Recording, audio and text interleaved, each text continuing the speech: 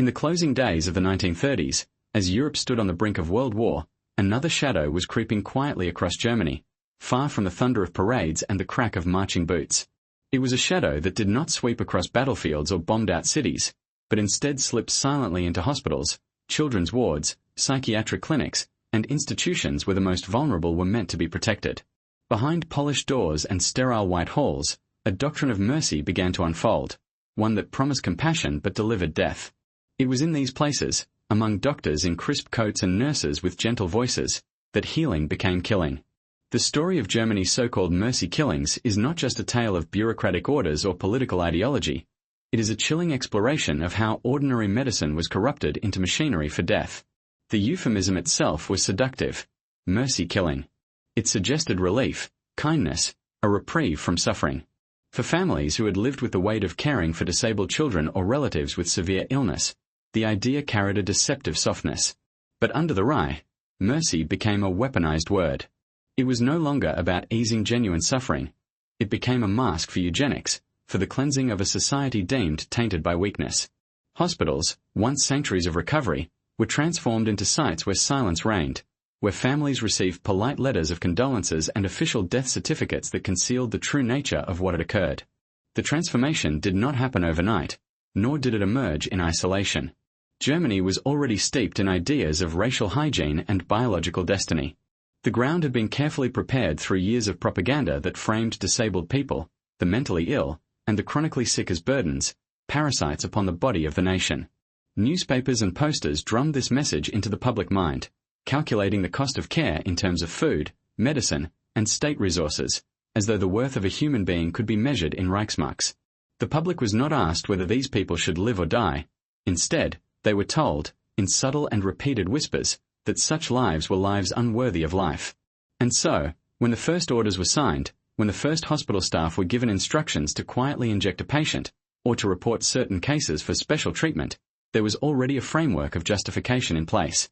The horror was hidden beneath paperwork, stamped with official seals, and delivered in the language of medical necessity. Behind each document lay a living person, a son or daughter, a brother or mother, who would never return home.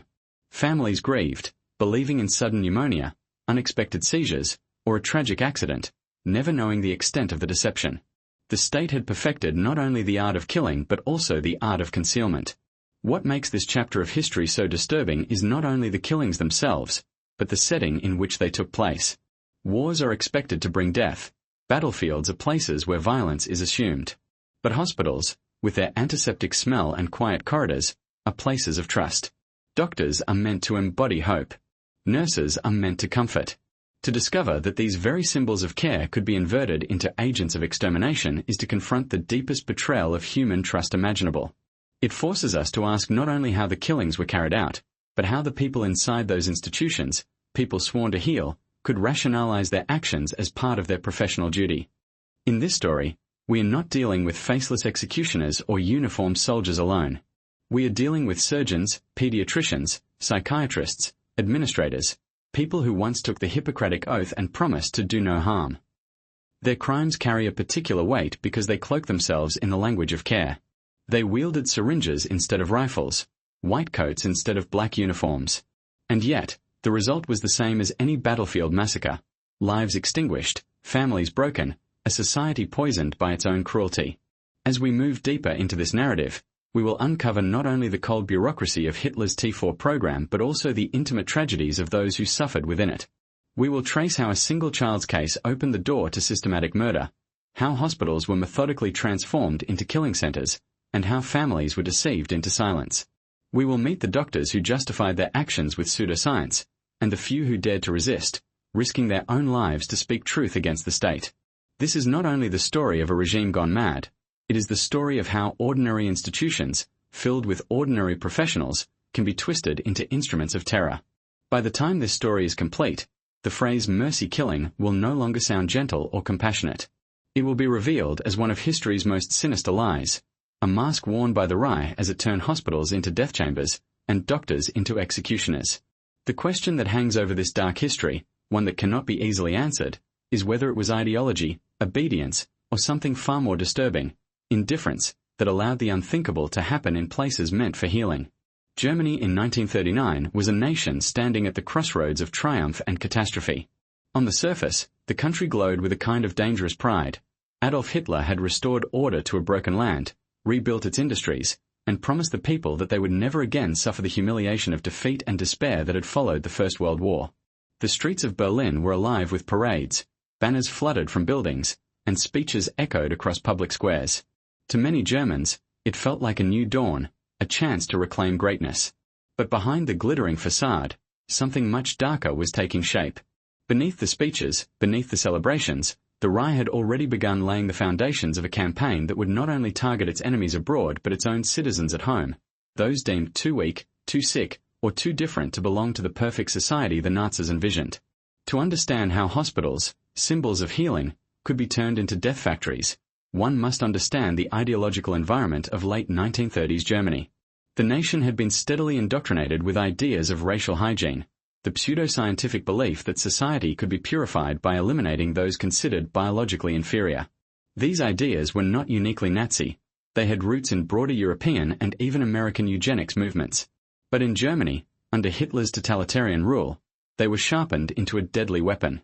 Posters filled with stark images showed the cost of caring for the disabled, calculating their lives in food rations, in tax burdens, in wasted resources. Schoolchildren were taught to think of the disabled as ballast existences, dragging down the strong. In this climate, pity was not encouraged, contempt was. The transition from prejudice to policy had already begun years before 1939. In 1933, soon after seizing power, the Nazi regime passed the law for the prevention of hereditarily diseased offspring. This law authorized the forced sterilization of people deemed genetically unfit, the blind, the deaf, epileptics, the mentally ill, and others with conditions labeled hereditary. By the end of the decade, hundreds of thousands of people had been sterilized in the name of protecting the German gene pool. These sterilizations were not secret.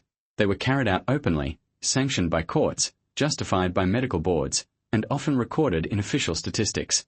The public was taught to view them as a necessary sacrifice for the health of the nation.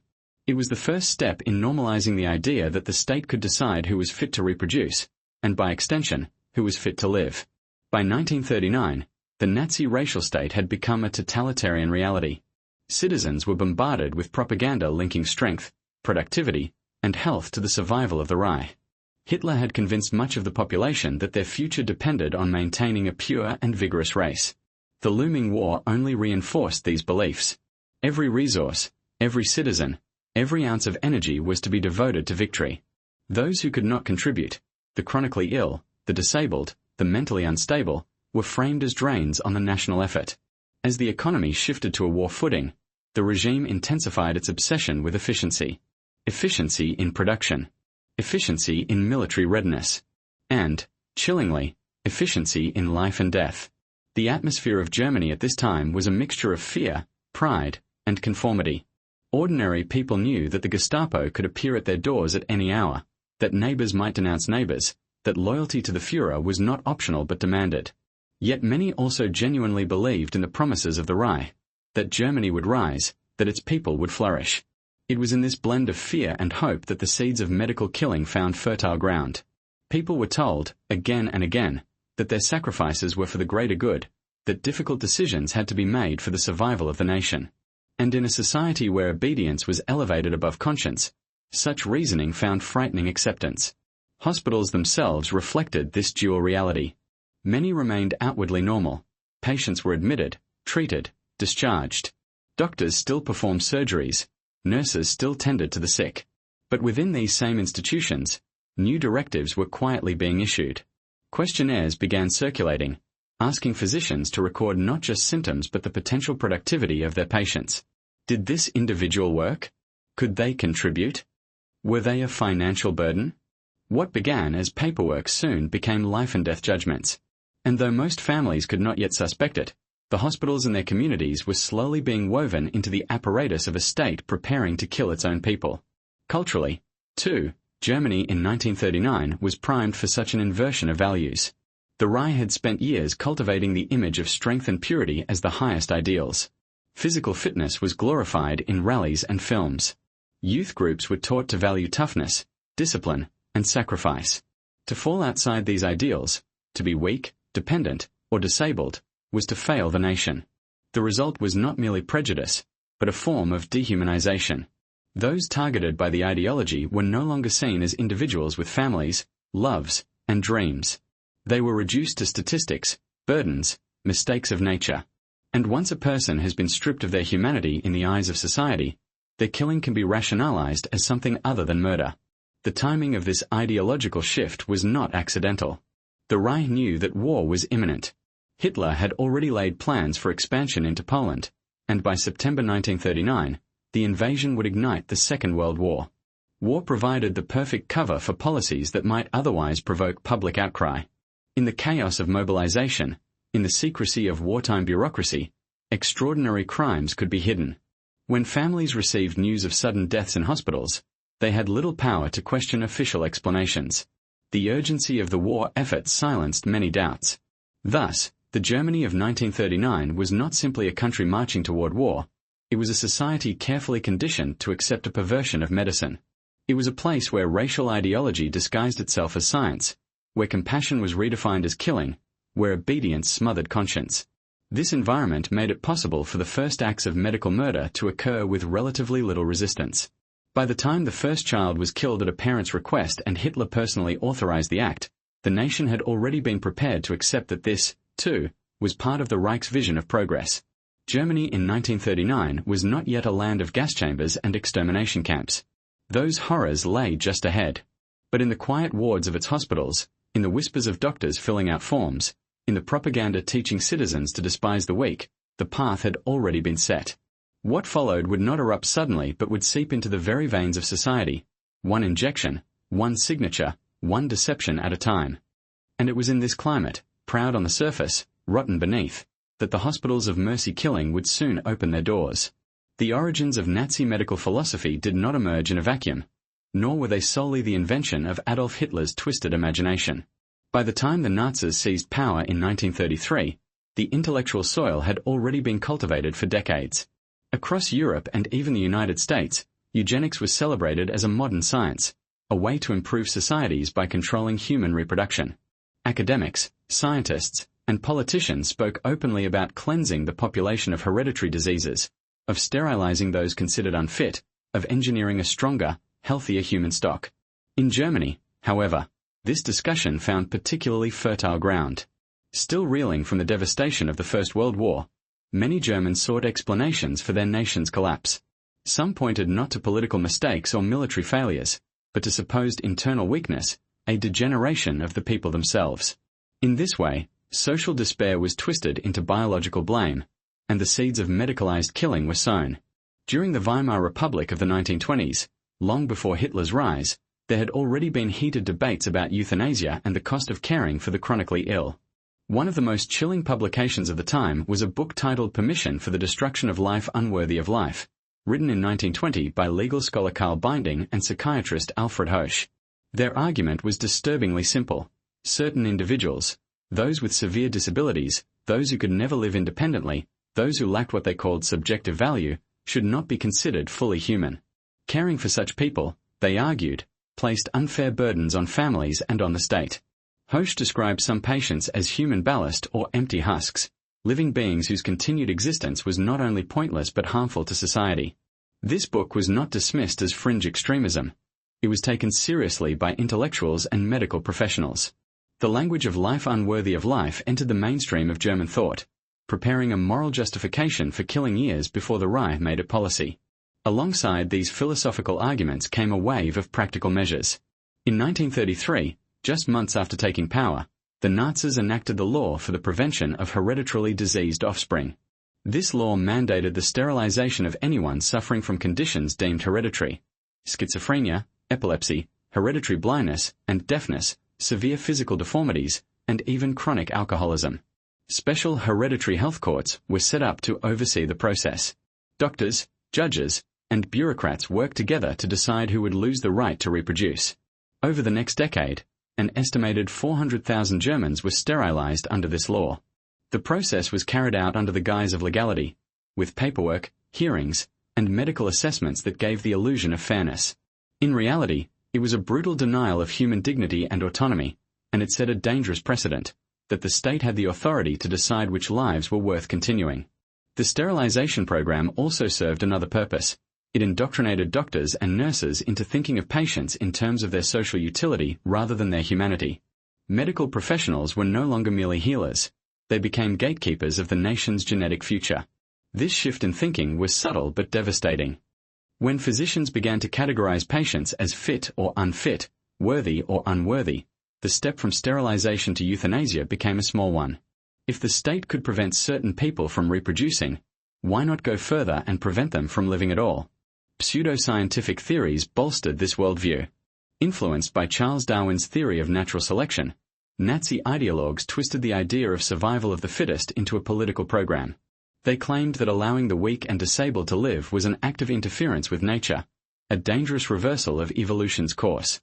Only by eliminating these individuals, they argued, could Germany preserve its racial health and secure its future. This thinking dovetailed with Hitler's obsession with racial purity. In Mein Kampf, he railed against what he saw as the contamination of the German Volk, warning that the strong must be protected from being dragged down by the weak. Hitler was not a scientist, but he was an opportunist. He seized upon the language of medicine and biology to lend credibility to his ideology of hate. Within universities and research institutions, many academics eagerly aligned themselves with the regime's racial policies. Anthropology departments measured skulls and noses to classify races. Geneticists published studies on hereditary diseases that were less about curing patients than about identifying who should be eliminated. Even psychiatry, a field ostensibly dedicated to understanding the mind, became complicit. Mental illness was reframed not as a condition to be treated, but as a flaw to be excised from the population. The chilling phrase useless eaters began to circulate in both professional and public discourse, reducing human beings to economic liabilities. It is important to recognize that not all of this was imposed from above by Hitler's government. Many medical professionals welcomed these ideas, seeing in them opportunities for career advancement, research funding, or simple ideological agreement. The line between scientific inquiry and political agenda blurred until it disappeared altogether. Doctors who once sought cures for epilepsy or schizophrenia were now asked to identify patients for sterilization or euthanasia. Instead of resisting, many complied, some out of fear, but many out of conviction. By 1939, this poisonous philosophy had hardened into official doctrine. The state had already demonstrated that it could override personal rights in the name of racial health. Propaganda reinforced these measures by showing images of disabled children juxtaposed with statistics about their cost to the state. Films and lectures spread the message that killing was not cruelty but mercy, not murder but hygiene. Citizens were told that difficult, painful decisions were necessary for the survival of the nation. The language of compassion was twisted until it justified atrocity. The final step was authorization from the very top. Hitler himself absorbed these ideas deeply. He believed that Germany's greatness depended on eradicating weakness from its population. But he also understood the need for secrecy. Openly announcing a program of euthanasia risked public backlash, especially from religious communities. Instead, he kept the initial orders vague and hidden, authorizing trusted doctors to act quietly, case by case, until a system could be built. What had once been theoretical debates in academic journals or philosophical texts was now about to become state policy, executed with chilling efficiency in hospitals across Germany. This is the foundation upon which the hospitals of mercy killing were built. It was not simply a matter of orders from above but the culmination of decades of intellectual drift, cultural prejudice, and medical complicity. The language of science had been corrupted into a justification for extermination. Doctors were taught not to see individuals with hopes and lives but specimens, burdens, mistakes. By the time the first child was killed under Hitler's authorization in 1939, the idea of life unworthy of life had already taken root in the German mind. What remained was only the horrifying task of putting theory into practice. In the summer of 1939, a single child's birth would become the spark that ignited one of the darkest programs in modern history. His name is often omitted from records to preserve anonymity, but historians generally identify him as Gerhard Kretschmer, a baby born near Leipzig with severe physical and mental disabilities. He was blind, missing limbs, and suffered from profound developmental issues. To his parents, overwhelmed and uncertain, the child's life seemed destined for unrelenting hardship. They wrote a desperate petition, not to a local doctor, not to their parish priest, but directly to Adolf Hitler himself. In their letter, they pleaded for what they described as an act of mercy, permission to end their baby's suffering. That a family could even imagine appealing to the Führer for such a request says much about the climate of Germany in 1939. Hitler was not only seen as a political leader but as a moral authority, the final arbiter of justice, health, and destiny. His cult of personality was so powerful that ordinary citizens believed he could personally intervene in their most intimate tragedies. And in this case, he did. Rather than dismissing the request, Hitler sent his personal physician, Karl Brandt, to examine the child. Brandt reported back that the infant was severely deformed, unlikely to ever live independently, and a lifelong burden to both family and state. Hitler authorized Brandt to grant the parents' wish. With this order, the first state-sanctioned mercy killing under the Reich was carried out. This moment is chilling because of its intimacy. Unlike later mass killings hidden in secrecy, this first act was almost personal. A baby, his parents, the doctor, and the Führer's signature. It was cloaked in the language of compassion. Who could argue, the parents might have reasoned, that allowing their child to die quickly was not more humane than a life of suffering? Yet behind this seemingly individual tragedy lay a profound shift. By intervening in this single case, Hitler had established a precedent. Life could be terminated not by natural causes, not by divine will, but by state decision. Once that principle was accepted, the machinery of systematic killing could be built around it. It is important to pause here and consider the weight of that precedent. For centuries, the role of medicine had been clear: to preserve life, to alleviate suffering without deliberately ending existence. The Hippocratic oath bound doctors to do no harm. Families turned to physicians in their darkest hours for healing, not for death. But with Hitler's authorization, a doctor's role was inverted. The physician became executioner, cloaked in legitimacy. The state itself assumed the authority to decide who lived and who died, and worse, it could present this act as benevolence.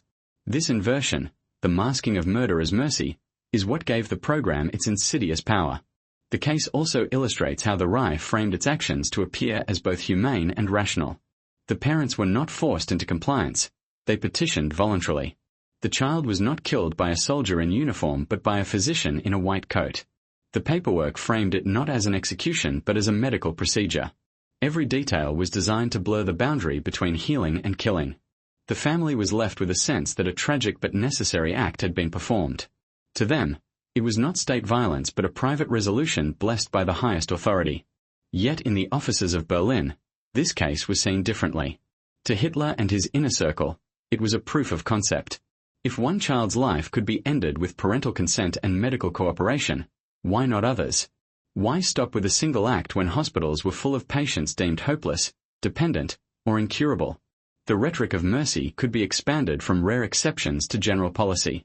The case of baby Gerhard was not just an isolated tragedy, it was a green light. It marked the moment when theoretical discussions of euthanasia became actionable state policy. From here, the machinery moved quickly. Hitler appointed Karl Brandt and Reich Chancellery Director Philip Bauer to oversee a broader program. Their task was to design a system where such killings could be carried out efficiently and discreetly across the country. Hospitals would be identified, staff selected, forms distributed. The initial focus was on children, infants and young boys or girls with severe disabilities. Parents were asked to register such cases under the guise of receiving special medical care. In reality, this information was used to identify candidates for euthanasia. The single act in Leipzig had opened the door to what became known as the Child Euthanasia Program, the first phase of the larger Action T4 initiative. The story of the first victim also reveals the complex role of families in the unfolding tragedy. Some, like Gerhard's parents, sought relief, believing they were acting in love. Others resisted fiercely, hiding their children from authorities or refusing to sign papers. Many more lived in confusion, unsure whether to trust the doctors who promised treatment but delivered death. The regime exploited this uncertainty. Officials reassured families that their children would receive the best possible care in specialized clinics. Parents who sent their children away often received letters a few weeks later. Their child had died of pneumonia or some sudden seizure. The true cause, a lethal injection or deliberate starvation, was never disclosed. The precedent set by the first case made it easier for families to accept these explanations. If Hitler himself had approved of such an act, who were they to question it? In hindsight, the story of Gerhard Kretschmer is unbearably tragic. He was a single child, innocent and voiceless, who became the symbolic gateway to mass killing. His short life was used as justification for a program that would claim the lives of tens of thousands of children and, eventually, hundreds of thousands of adults. His death was not merely a family's private sorrow. It was a turning point in history, a test case that demonstrated how easily compassion could be twisted into cruelty. As the summer of 1939 turned to autumn, Germany's hospitals began to shift. Doctors who had once sworn to protect life now filled out forms that determined who lived and who died. The death of one disabled infant had opened the door to the systematic murder of thousands. What began with a single desperate petition would soon expand into a nationwide network of killing centers. The first victim was gone, but the machinery his death inspired was only just beginning. By the autumn of 1939, the isolated case of one disabled child's death had already begun to evolve into something much larger and infinitely more sinister. What had started as a singular exception approved personally by Hitler was transformed into a structured, nationwide program. This operation would come to be known as Action T4, named after the address of its Berlin headquarters at Tiergartenstrasse 4. It was here, in an otherwise ordinary villa, that the architects of medicalized killing drafted plans, issued orders, and perfected the bureaucratic machinery that would turn hospitals into centers of quiet extermination. The design of the program was deliberate, clinical, and disturbingly efficient. Hitler himself gave oral authorization rather than a formal written decree, which allowed him to maintain plausible deniability. He empowered two men, Philip Bauer, the head of his chancellery, and Karl Brandt, his personal physician, to create and oversee the euthanasia program. Their task was not to invent killing from scratch but to systematize it, to build an apparatus where thousands could be quietly murdered under the guise of medical care. The transformation required layers of secrecy, carefully crafted paperwork, and the cooperation of doctors, nurses, administrators, and transport officials. What made Action T for uniquely horrifying was not only its purpose but the way it cloaked mass murder in the trappings of normal administration. The first step was selection. Questionnaires were sent to hospitals, asylums, and care homes across the Reich. These forms were deceptively simple. Doctors were asked to record basic information about their patients: age, diagnosis, ability to work, and whether any improvement could be expected. Families were told that these forms were meant to ensure better care, perhaps even relocation to specialized institutions. In reality, the forms became death warrants. Physicians in Berlin reviewed them, often without ever seeing the patients. Red marks, plus signs, or simple notations determined whether a person would live or die.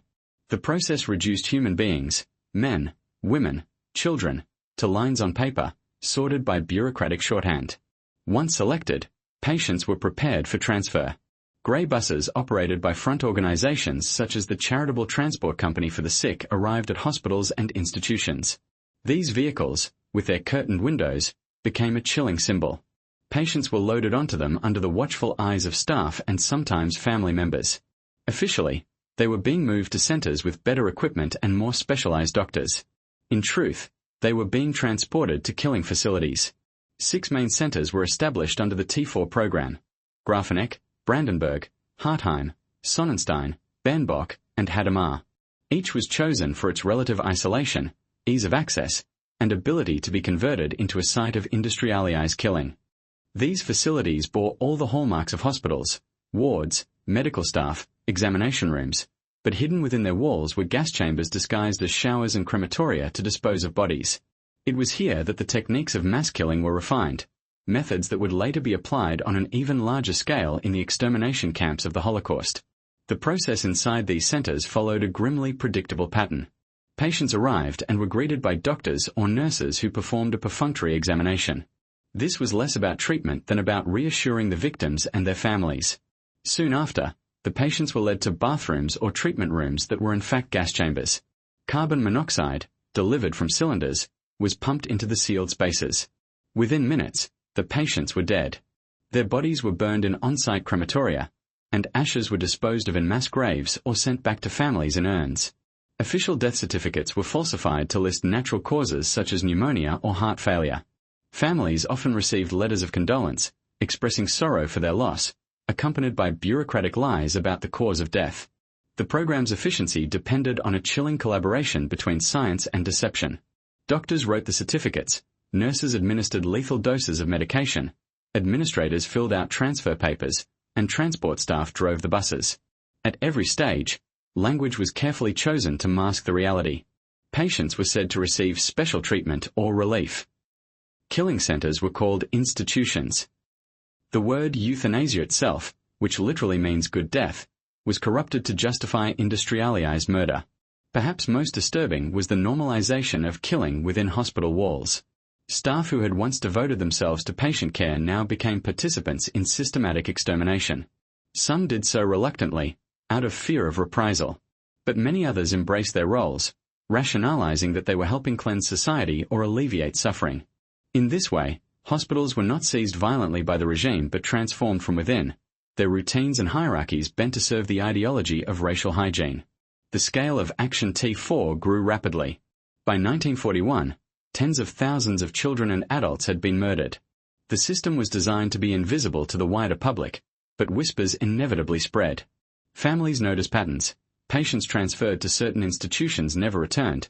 Death notices always listed vague illnesses, and ashes sometimes arrived with obvious signs of tampering. Nurses who had once comforted parents now spoke in rehearsed phrases. The buses with their covered windows became symbols of dread, whispered about in villages and towns. The role of paperwork cannot be overstated. Every death was recorded, filed, and justified within the bureaucratic machinery. This gave the killings a veneer of legality and order. To those inside the system, it felt less like murder and more like following procedure. A doctor marked a form, a clerk filed a document, a driver transported patients. No single step seemed monstrous in isolation. But together, they created a conveyor belt of death. This diffusion of responsibility allowed individuals to participate without feeling directly guilty. It was, in many ways, a rehearsal for the Holocaust itself, where the same bureaucratic compartmentalization would enable genocide on an even larger scale. The hospitals that became death centers illustrate the profound betrayal of trust at the heart of the program. Families believed they were entrusting their loved ones to care. Patients often had no choice but to obey doctors and nurses who had authority over their lives. To enter a hospital is to submit oneself to vulnerability, to trust in the expertise and ethics of medicine. Under Action T4, that trust was shattered. Healing was replaced with killing, and the very spaces designed for protection became instruments of destruction. By early 1941, the machinery of T4 was running with brutal efficiency. Each killing center processed thousands of patients. Ashes were sent back in urns, accompanied by condolence letters. Families were kept in the dark, and local populations whispered rumors they dared not speak aloud. From the outside, the Reich appeared orderly, modern, and efficient. Inside its hospitals, however, death had been mechanized. What had begun with a single child's petition had become an apparatus of extermination, a dress rehearsal for horrors still to come. The creation of the T4 program marks a turning point in history. It was here that the Nazi regime perfected the blend of ideology, bureaucracy, and technology that would soon define the Holocaust. Gas chambers first used in hospitals would later appear in concentration camps. Personnel who administered T4 would later oversee extermination camps. The hospitals of mercy killing were not only sites of death in themselves, they were the training grounds for genocide. They wore white coats instead of uniforms, carried stethoscopes instead of rifles, and spoke in the language of science rather than politics. Yet the doctors of the T4 program were among the most dangerous figures in Nazi Germany. They were not fringe ideologues operating in secret. They were trained professionals, many of them respected in their fields, who chose to lend their skills to a project that turned hospitals into death factories. Understanding their role is key to understanding how ordinary medicine was corrupted into a system of mass murder. These were the men, and in some cases women, who inverted the ancient oath to heal into an oath to kill. At the center of this transformation stood Karl Brandt, Adolf Hitler's personal physician and the man tasked with overseeing the euthanasia program. Brandt was young, ambitious, and eager to prove his loyalty. His career had advanced rapidly under the Reich, and he saw in T4 an opportunity to serve Hitler directly while rising in power. He justified his actions with chilling rationality. The lives of the disabled, he argued, drained resources better used for soldiers and healthy families. Brandt would later claim that his decisions were made out of compassion, that he was granting patients a merciful release from suffering. But beneath this veneer of empathy lay a utilitarian calculus that reduced human beings to units of cost and productivity. Alongside him was Philipp Bauer, head of Hitler's chancellery.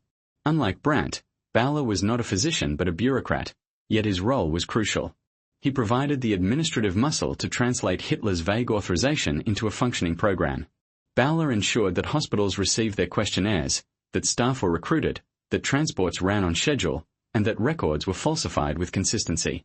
If Brandt embodied the corrupted physician, Bowler represented the faceless bureaucrat who kept the machinery running smoothly. Together, they created a system that merged medical authority with administrative precision, cloaking mass murder in both science and paperwork. But the program required more than leaders. It required doctors at every level to participate. Thousands of physicians across Germany were asked to fill out forms, evaluate patients, and recommend treatment. Many complied without hesitation. Some were true believers in eugenics, convinced that eliminating the unfit was a scientific necessity. Others were motivated by careerism. Participation in T4 could lead to promotions, research opportunities, or favor from the regime. Still others may have rationalized their involvement as obedience to orders, though this defense falters under scrutiny. In truth, the doctors of T4 were not passive tools. They were active collaborators who made choices that ended lives. Consider the psychiatrists who staffed the review panels. Sitting in comfortable offices, they examined stacks of questionnaires sent from hospitals. Each sheet represented a living person, a child with cerebral palsy, an adult with schizophrenia, a veteran with epilepsy. With a few pen strokes, often nothing more than a red plus sign, they condemned that person to death. They did not need to see the patient, hear their voice, or learn their story. Paperwork replaced personal contact. In this way, killing became abstract, a matter of ink rather than blood.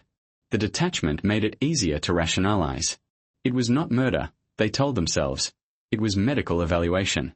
Then there were the doctors who worked inside the killing centers themselves.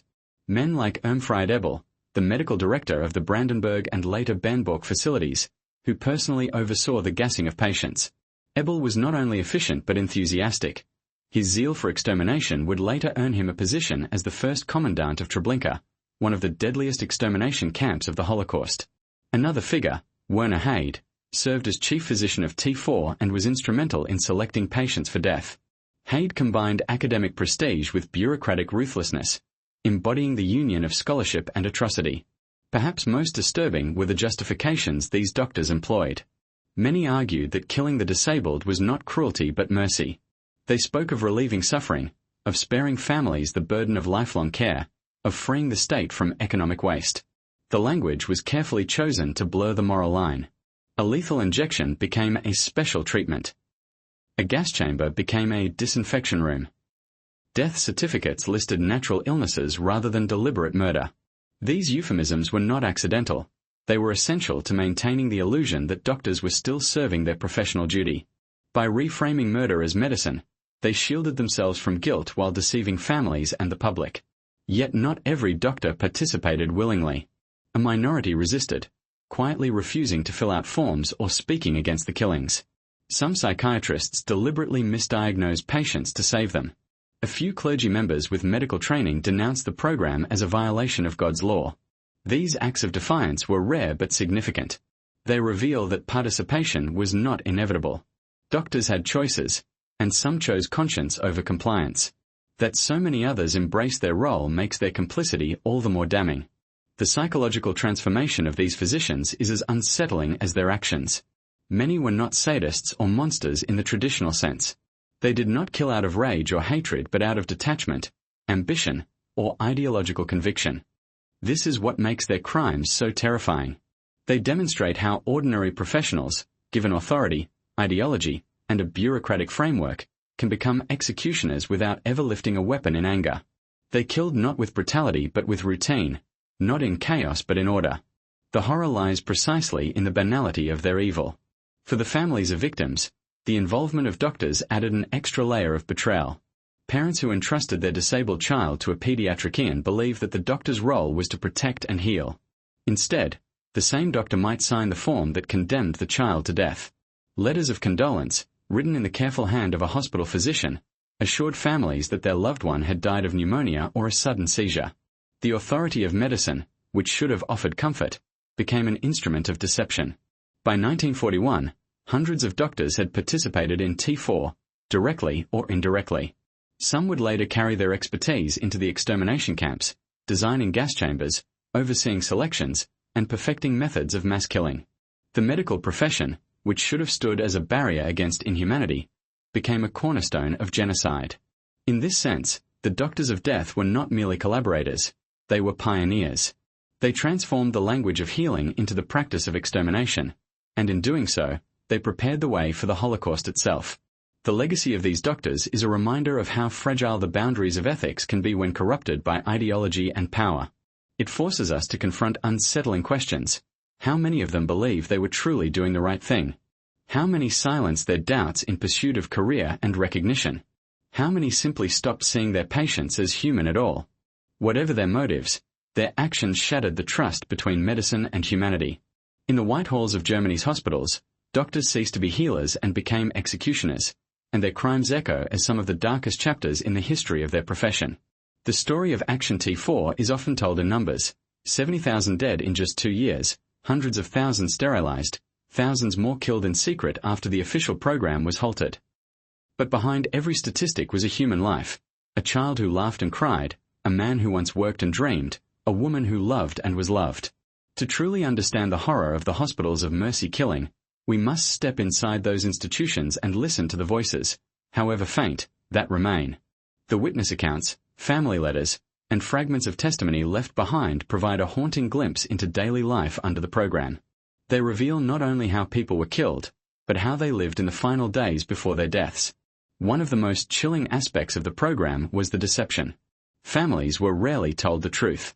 Instead, they were reassured that their loved ones were being moved to special care facilities where advanced treatments would be available. Parents of disabled children often clung to this hope. They were told their child would receive better education, modern therapies, perhaps even a chance at improvement. Weeks later, a letter would arrive. The child had succumbed to pneumonia, or meningitis, or some sudden seizure. Enclosed with the letter might be a small urn of ashes. But families quickly noticed inconsistencies. Deaths seemed to come too quickly after transfers. Identical causes of death appeared again and again. Some urns contained ashes of the wrong color or consistency, leading families to suspect that they did not even belong to their loved ones. Nurses, once symbols of comfort, became reluctant accomplices in this deception. Several accounts describe how patients sensed something was wrong. In institutions like Hadamar and Sonnenstein, adults whispered among themselves when buses arrived. They noticed that those who boarded the grey buses never returned. A nurse later recalled how patients would cry out, "Don't put me on the bus. I know where it goes." The terror was palpable, even if the details remain hidden. For those inside, hospitals became prisons with invisible gallows. Children, especially, bore the brunt of the program's first phase. At places like the Kaufbeurener See and Vienna's am Spiegelgrund, wards were turned into killing grounds. Some children were given lethal overdoses of barbiturates, slipped quietly into their food or medicine. Others were deliberately starved, their rations reduced until they wasted away. Nurses tasked with feeding them sometimes did so with a heavy heart, knowing they were not sustaining but slowly extinguishing life. Survivors later remembered the eerie stillness of these wards, rows of cribs with listless, silent children, many too weak to cry. One case that has surfaced in post-war testimonies is that of a boy known only as Ernst L. sent to a children's ward with developmental disabilities. He quickly realized that other children were disappearing. In one of his last letters to his mother, he wrote that he was lonely and frightened, that the nurses were not kind, and that he missed home. Soon after, his family was informed that he had died of appendicitis, though they had never been told he was sick. Years later, his name was found on a list of patients treated at a T4 institution. His letter remains a heartbreaking testament to the fear felt even by children who could sense their fate. For adult patients, the experience was often one of abandonment. Many were institutionalized against their will long before the killings began, confined for conditions such as schizophrenia or epilepsy. They had lived in hospitals for years, cut off from society, dependent on staff for survival. When the T4 program began, their vulnerability made them easy targets. Some resisted with outbursts of fear or aggression, but sedation and physical restraint silenced them. Others went quietly, perhaps trusting that doctors and nurses knew best. It is this trust, the belief that medical authority existed to help, that makes their betrayal so horrifying. Testimony from surviving staff members also sheds light on the atmosphere within these hospitals. A nurse at Hadamar, later tried after the war, admitted that she and her colleagues were told the killings were necessary for the good of the nation. Some accepted this without question. Others struggled with guilt but carried out their orders anyway. One nurse recalled that after each transport left, staff were given coffee and cake, as though to normalize the day's work. Death became routine, wrapped in rituals of normalcy. This banality made the killings all the more monstrous. Outside the hospitals, families began to notice patterns. In small towns near the institutions, villagers could see the buses with their covered windows arriving and departing. Children playing in the streets whispered to each other, "That's the death bus." Smoke from crematoria sometimes drifted across fields, carrying with it the sickly smell of burning flesh. Priests heard whispers in confession, relatives shared suspicions, and rumors spread that the government was murdering its own citizens. But fear of reprisal kept most silent. Only a few dared to confront officials, and even then they were met with evasions and lies. One of the most poignant aspects of these witness accounts is the persistence of humanity even in the face of death. Nurses remembered patients who smiled or cracked jokes as they were led away, unaware of their fate. Families treasured the last letters from children who asked when they would come home. In some cases, hospital staff risked their own safety to smuggle food to starving patients or to falsify records that kept certain names off the transport lists. These small acts of defiance were rare, but they stand as flickers of light in a landscape of darkness. Perhaps the most haunting testimonies come from those who lived near the killing centers after the war. At Hadamar, local townspeople later admitted that they had suspected what was happening. They had seen too much not to know. And yet, daily life continued. Shops opened, schools held classes, people attended church, while just down the road, thousands were being murdered in a hospital disguised as a place of care. This coexistence of ordinary life with extraordinary evil reveals how deeply the program was hidden in plain sight, and how silence enabled its continuation. The voices of victims and witnesses force us to see Action T4 not as an abstract policy but as a series of personal tragedies. They remind us that the program was not carried out by faceless machines but by people in white coats who smiled and reassured even as they prepared lethal doses. They remind us that behind each false death certificate was a family left to grieve, often suspecting but never fully knowing the truth. Most of all, they remind us that the patients themselves, children, adults, the elderly, were aware enough to feel fear, confusion, and abandonment in their final moments. Their stories break through the veil of euphemism and bureaucracy to reveal the raw human suffering that lay at the heart of the Reich's hospitals of mercy killing. By the beginning of 1940, the scope of the Reich's so-called mercy killings had already expanded far beyond the single child whose case set the precedent. What began as a carefully framed intervention for infants with severe disabilities quickly grew into a program that swept across every corner of Germany and occupied territories. First it targeted children in specialized wards, then it broadened to adolescents and adults, and before long, even wounded soldiers who could no longer serve the Reich were considered expendable. The killing machinery did not remain confined to hopeless cases, it widened its net, pulling in anyone who did not fit the Nazi vision of strength, utility, and racial purity. The earliest victims after infants were children with less obvious disabilities. Once parents had been encouraged, or coerced, into registering infants with deformities, it was easy for authorities to demand the same for older children.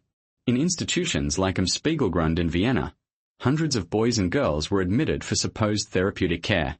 Many had conditions that today would be recognized as manageable: developmental delays, epilepsy, or learning differences. Some were simply orphans deemed undesirable. Behind locked doors, they were subjected to experiments by doctors or slowly killed through lethal overdoses and malnutrition.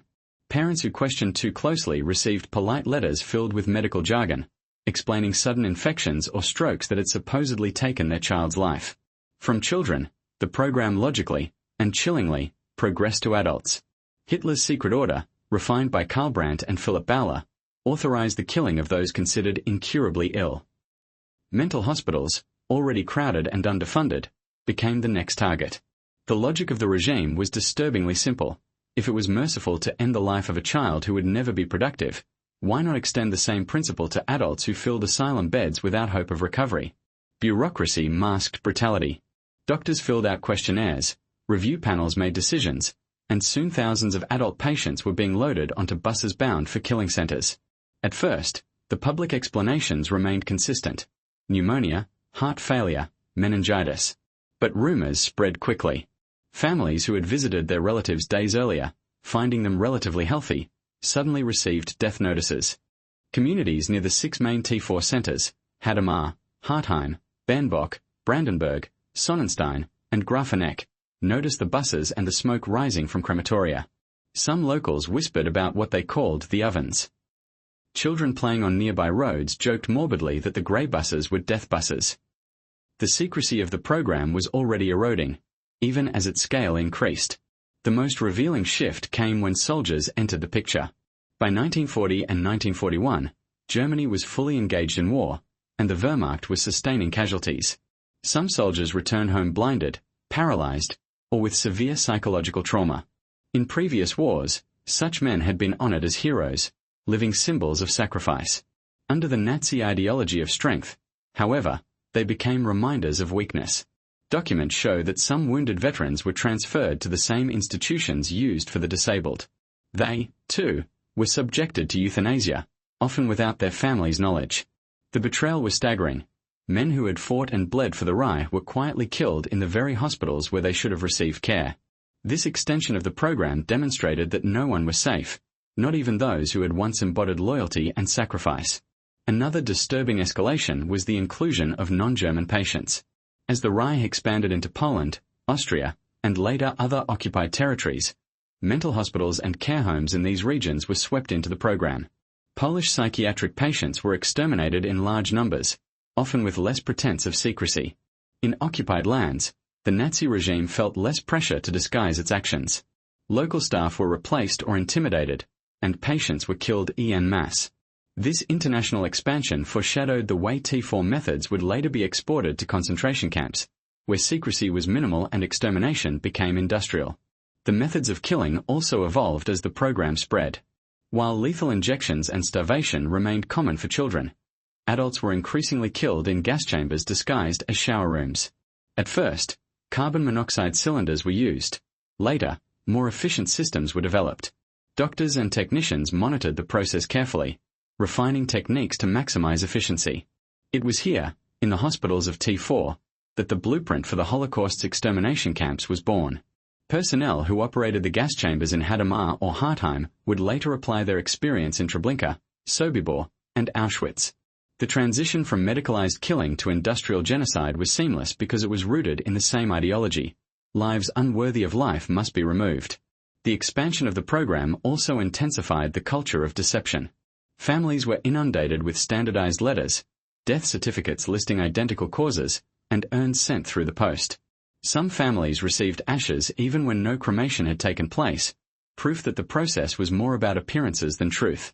In some chilling cases, families of multiple patients received nearly identical letters, down to the phrasing, revealing the mechanical nature of the lies. The deceit was not merely a practical necessity, it was part of the psychological manipulation, ensuring that victims remained faceless statistics rather than remembered individuals. Despite the growing suspicions, open resistance remained limited. Fear of the Gestapo kept most silent, and propaganda reinforced the narrative that these measures were necessary for the health of the nation. Posters, lectures, and films continued to emphasize the burden of the unfit on society. Citizens were reminded that the war demanded sacrifices and that the strong should not be dragged down by the weak. In this atmosphere, silence was often easier than confrontation, even for those who suspected the truth. What makes this expansion phase particularly chilling is the gradual erosion of boundaries. First infants, then children, then adults, then soldiers. Each step pushed the definition of unworthy of life further. Each extension normalized killing a little more. By the time the Reich shifted its focus to the mass extermination of Jews, Roma, and other targeted groups, the system was already prepared. The doctors had practice, the administrators had honed their paperwork, the transport system had been tested, and the gas chambers had been perfected. T4 was not merely a precursor to the Holocaust, it was its training ground. And yet, within this darkness, the human stories remained. Letters from families pleading for information, testimonies from nurses who quietly tried to protect patients, whispered prayers from patients who sensed what awaited them. All of these remind us that the victims were not nameless. They were sons and daughters, mothers and fathers, soldiers and civilians. Their lives were cut short not because of anything they did, but because of what they were deemed to be: burdens, mistakes, defects. The expansion of the program was not just about numbers. It was about the systematic erasure of humanity in the very places meant to preserve it. By the end of 1941, the program scope had spread so far that it touched nearly every community in Germany. Hospitals that once stood as symbols of care were feared as gateways to death. Families no longer trusted that loved ones sent for treatment would return. The line between healer and killer had been erased. The spread of mercy killing beyond children into adults, soldiers, and occupied peoples revealed the true face of the program. Not compassion, but cold, calculated efficiency in service of an ideology that demanded purity at any cost. The hospitals of Germany had become laboratories of genocide, and their influence would soon reach far beyond their walls. Resistance to the Nazi euthanasia program was rare, but it was not entirely absent. Even in a society where dissent could mean imprisonment, exile, or death, whispers of unease spread as families, clergy, and even some medical staff began to suspect what was truly happening behind the closed doors of Germany's hospitals. Section 9 is the story of that fragile resistance, a faint but vital thread of humanity in a landscape dominated by silence and fear. It reminds us that, though the machinery of death seemed unstoppable, there were those who dared to speak, to question, and in some cases, to defy. From the very beginning, ordinary Germans noticed that something was amiss. The buses that collected patients were impossible to miss. Large grey vehicles with covered windows, operated by organizations with strange names like the Charitable Transport Company. Villagers watched them drive into institutions and return empty. They whispered about what they called the Graubusse, the grey buses of death. Farmers near Hadamar noticed smoke rising from the chimneys of the hospital crematorium day after day, filling the air with a sickly stench. Children joked grimly that the buses carried people who would never come back. Rumours circulated in taverns, churches, and marketplaces. The government was killing its own. Families of patients were often the first to resist, albeit quietly. When parents or siblings noticed patterns in the death notices, identical causes of death repeated across multiple families, suspiciously quick deaths following transfers, they sometimes confronted hospital administrators. Most were brushed off with rehearsed explanations about epidemics or sudden complications. A few families tried to keep their loved ones out of state institutions altogether, hiding disabled children at home or relocating relatives to rural areas where they might escape notice. Such defiance was dangerous.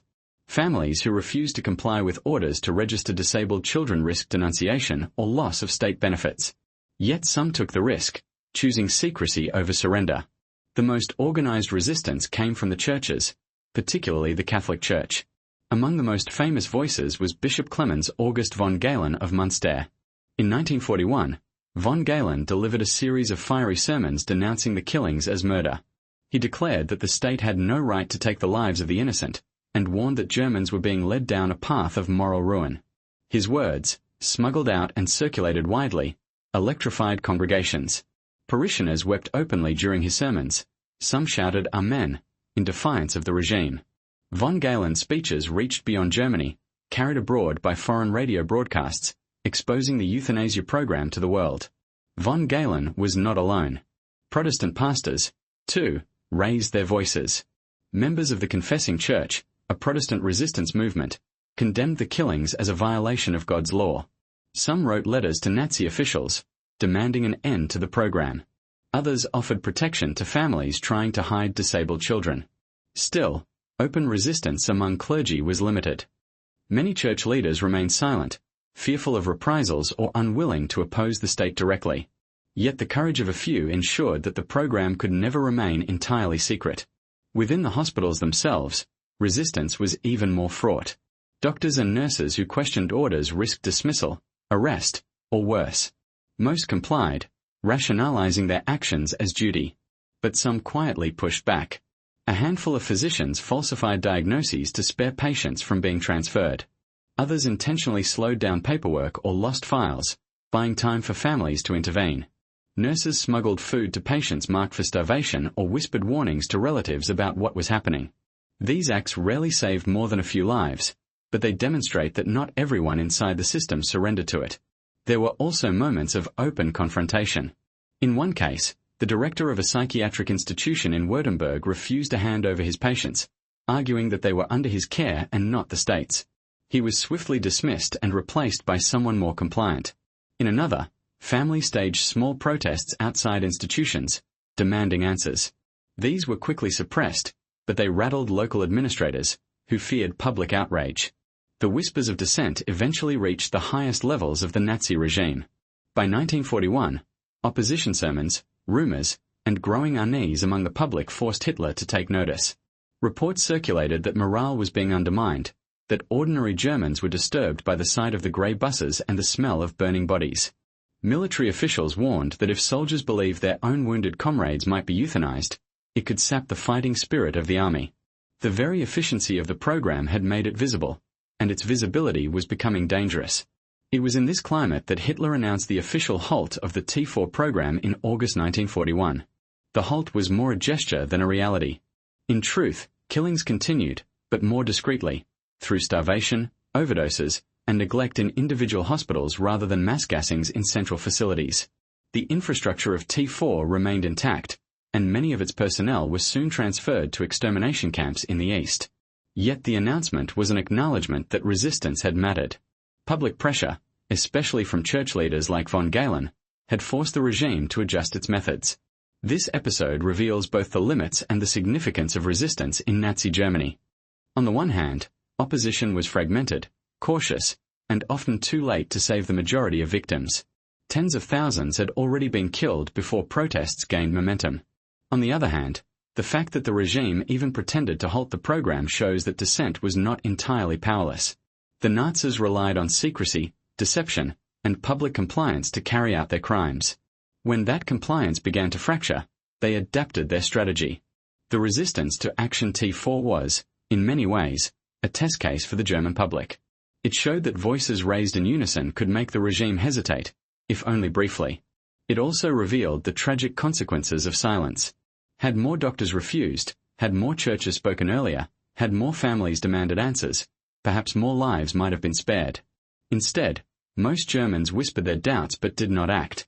A few brave voices broke through the silence, but the majority allowed the buses to keep rolling, the smoke to keep rising, and the letters of condolence to keep arriving.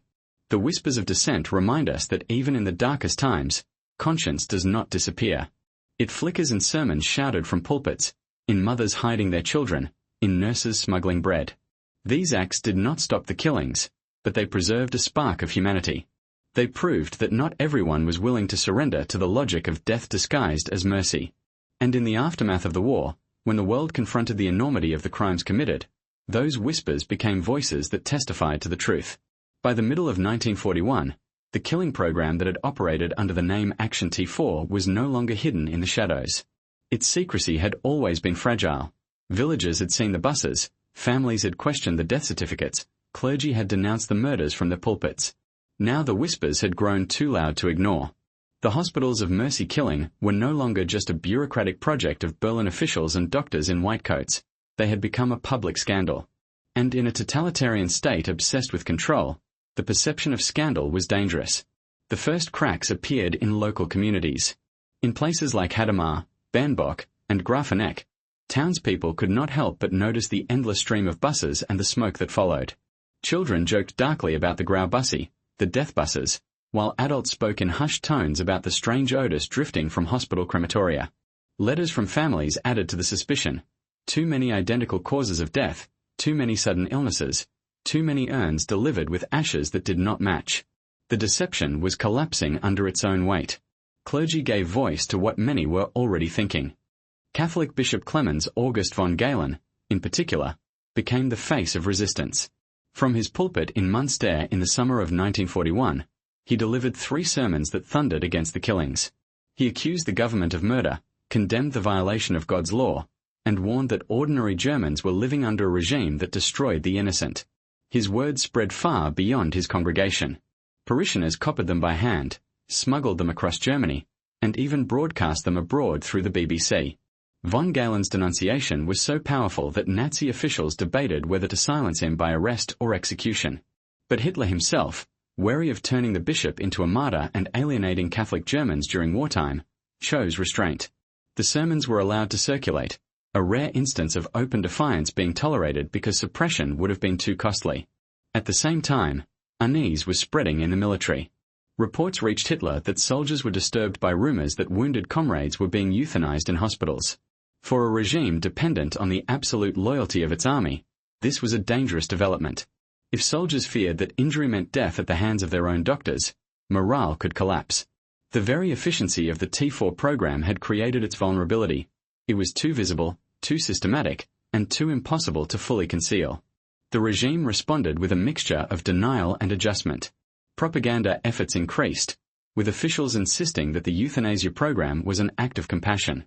Pamphlets and lectures claimed that only the hopelessly ill were affected, and that families were spared the agony of watching their loved ones suffer. Yet these assurances rang hollow in the face of mounting evidence.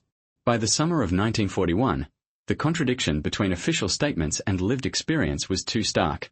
In August of that year, Hitler issued an order to officially halt the T4 program. The order was not publicized widely, but it was communicated to the administrators of the killing centers. For the outside world, this appeared to be a victory for resistance. The buses stopped running, the gas chambers fell silent, and the chimneys ceased to smoke. Families who had feared for their relatives breathed a temporary sigh of relief. The sermons of von Galen and the quiet courage of families seemed to have forced the Führer himself to retreat. But the reality was more complex and more sinister. The halt was not a moral awakening but a tactical adjustment. The killings did not truly stop, they simply changed form. Instead of centralized gassing in major institutions, euthanasia shifted into decentralized methods. Deliberate starvation, lethal injections, and medical neglect carried out quietly within local hospitals and care homes. Doctors were given greater discretion to decide which patients would live or die. In this way, the program continued under a veil of secrecy, harder to trace and harder to protest.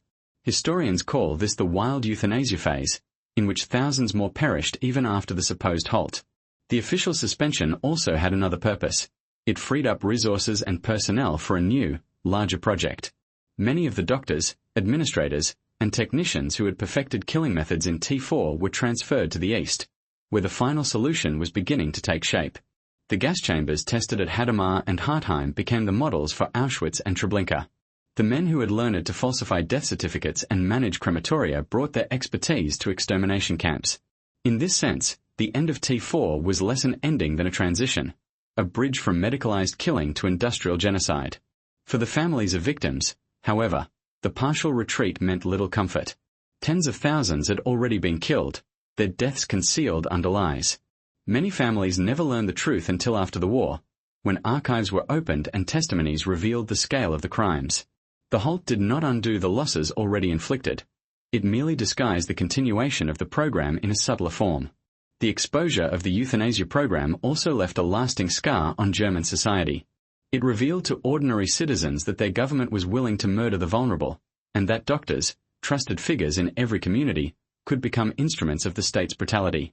The partial backlash demonstrated that public opinion still mattered, at least to a degree, in Nazi Germany. But it also showed the limitations of resistance. Tens of thousands had died before protests grew loud enough to force Hitler's hand, and even then, the killings only became more secretive. In hindsight, the 1941 suspension of T4 marks a paradox. On one hand, it stands as proof that voices of dissent, families, clergy, communities, could make a difference, forcing the regime to alter its tactics.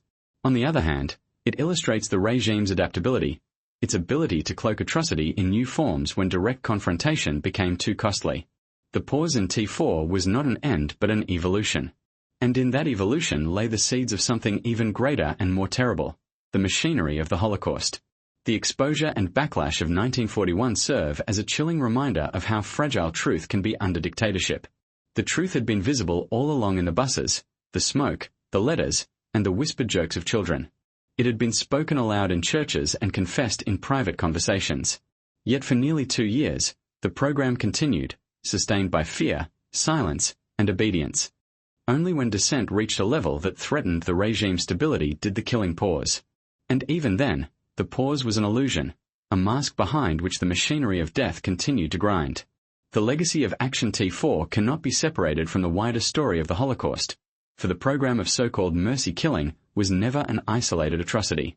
It was, in every sense, the training ground and blueprint for genocide on an industrial scale. By examining the transition from hospitals to extermination camps, we see how the lessons of T4, its methods, its personnel, its justifications, were carried directly into the machinery of the final solution. Section 11 is about that continuity, how the murders of the vulnerable prepared the way for the murders of millions. First and foremost were the methods. In the 6 major T4 killing centers, Hadamar, Bernbock, Grafeneck, Sonnenstein, Hartheim, and Brandenburg, gas chambers disguised as showers were first constructed and tested. Technicians experimented with carbon monoxide delivered from cylinders, monitoring how quickly patients died, how many could be killed at once, and how to dispose of bodies efficiently. These were not crude improvisations but carefully measured operations, with doctors and administrators recording results like scientists conducting experiments. When the decision was made in 1942 to exterminate Europe's Jews, Roma, and others targeted by the Reich, the knowledge gained in the hospitals was directly applied. The gas chambers of Auschwitz, Treblinka, and Sobibor were the children of T4's laboratories of death.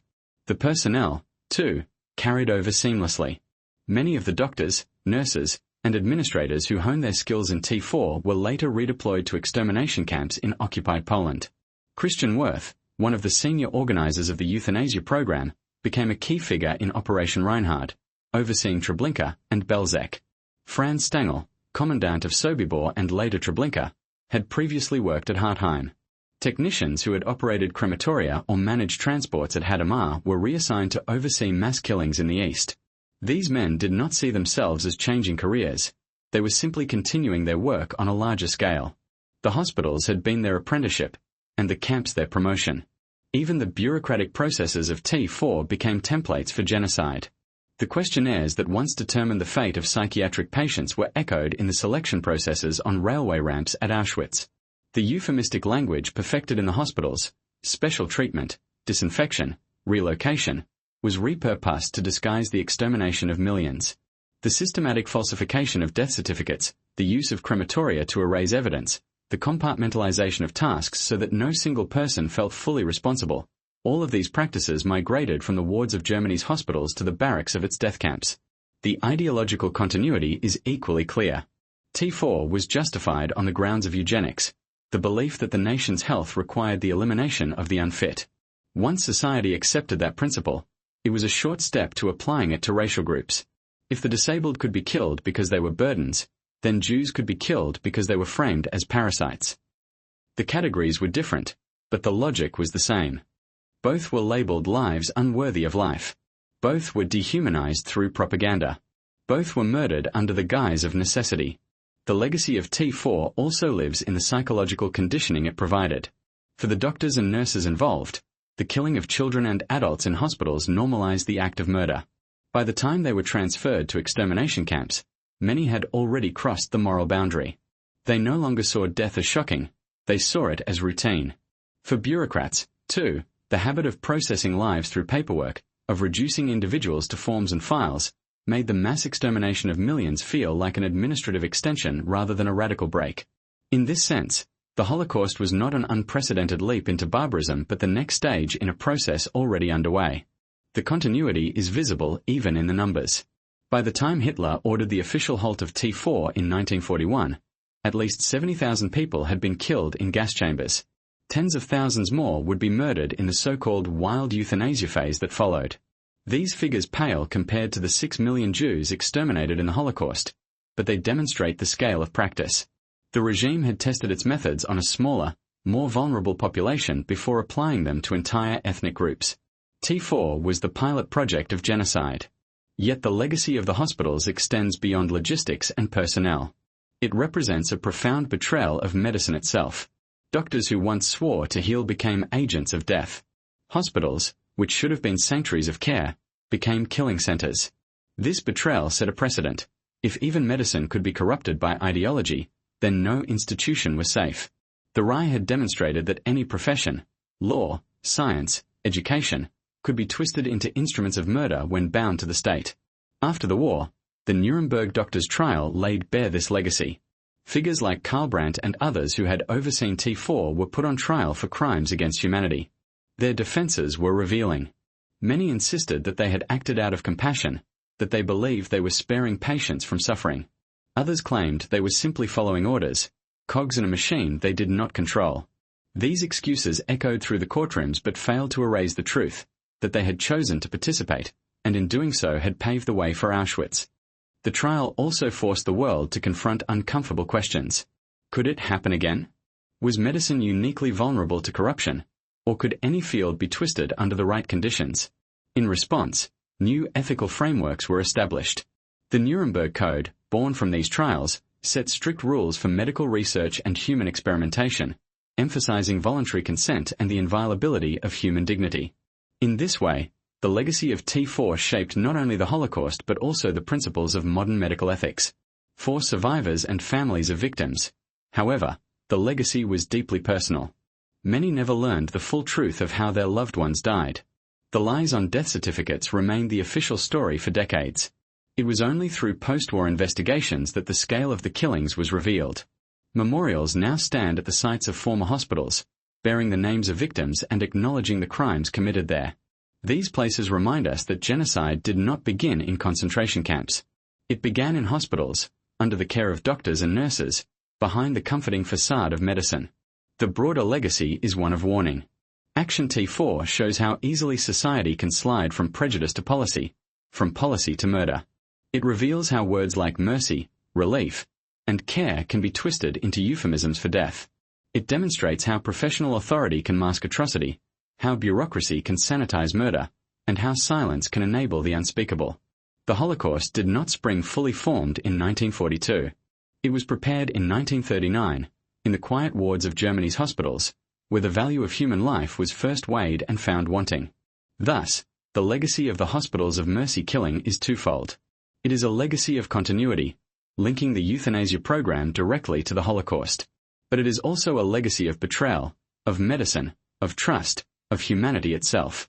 To remember T4 is to remember that the path to Auschwitz began not in the ghettos or on the railway ramps, but in the hospitals, with doctors who decided that some lives were not worth living. That is the enduring lesson, and the enduring horror, of this chapter of history. The story of the hospitals of mercy killing ends not with the halt of Action T4 in 1941, nor with the collapse of Nazi Germany in 1945, but with the haunting lessons that continue to echo through history. The conclusion of this narrative is not simply a catalogue of atrocities. It is a reckoning with how healing became killing, how doctors became executioners, and how ordinary hospitals became the birthplace of genocide. To reflect on this chapter is to confront the darkest inversion of human trust and the most chilling corruption of professional ethics. When we look back at the wards of Hadamar, Hartheim, Bernbock, and the others, we must first acknowledge the scale of betrayal. Families entrusted their most vulnerable members to these institutions in the hope of care, treatment, and protection. Instead, they were met with deception, silence, and death. Parents who sent their disabled children to special schools or advanced care facilities believed they were acting out of love, only to receive weeks later a letter of condolence filled with lies. Soldiers who had bled for their country awoke in wards where their lives were deemed too costly to preserve. The trust between patient and doctor, between family and institution, was broken in ways that could never be repaired. The corruption of medicine was not accidental. It was systematic. Doctors and nurses did not kill in moments of rage or under the fog of war. They killed through procedure, paperwork, and protocol. They disguised injections as treatment, starvation as therapy, gas chambers as showers. They filled out death certificates with careful handwriting, masking violence with medical jargon. This calculated perversion of healing into killing is what makes the hospitals of the Reich uniquely horrifying. It was not chaotic slaughter, but orderly murder, cloaked in the symbols of care. The euphemism of mercy killing encapsulates the deception. On its surface, the phrase suggests compassion, the ending of suffering, the sparing of pain. But under the Reich, mercy was redefined as elimination. The disabled were not killed because they were suffering. They were killed because they were deemed unproductive, costly, or genetically undesirable. The language was a mask, a veil designed to soothe consciences and lull families into acceptance.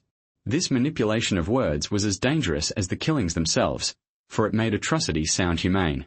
The trajectory of the program, from a single child's case in Leipzig to the mass killings of adults across the Reich, demonstrates how quickly boundaries can erode once life is measured in terms of utility. First infants, then children, then adults, then soldiers. Each step expanded the category of the unworthy. By the time the Holocaust began in full force, the machinery of death was already in motion, its gears oiled in the hospitals of Germany. The gas chambers of Auschwitz were not innovations. They were expansions of techniques tested in places like Hadamar. The physicians who selected Jews at the ramps of Treblinka had already selected psychiatric patients for euthanasia. The hospitals were not an aberration, they were the blueprint. In reflecting on this history, we must also confront the silence of society. Ordinary Germans saw the buses, smelled the smoke, heard the rumors. Some whispered their doubts, some confronted local officials, a few, like Bishop von Galen, spoke out loudly. But most remained silent, caught between fear and complicity. That silence, whether born of terror, indifference, or self-preservation, allowed the program to continue. The lesson is stark. Atrocity thrives not only on the actions of perpetrators but on the silence of bystanders. The aftermath of the war forced the world to grapple with these crimes. The Nuremberg doctors' trial exposed the involvement of physicians, revealing how deeply the profession had been compromised.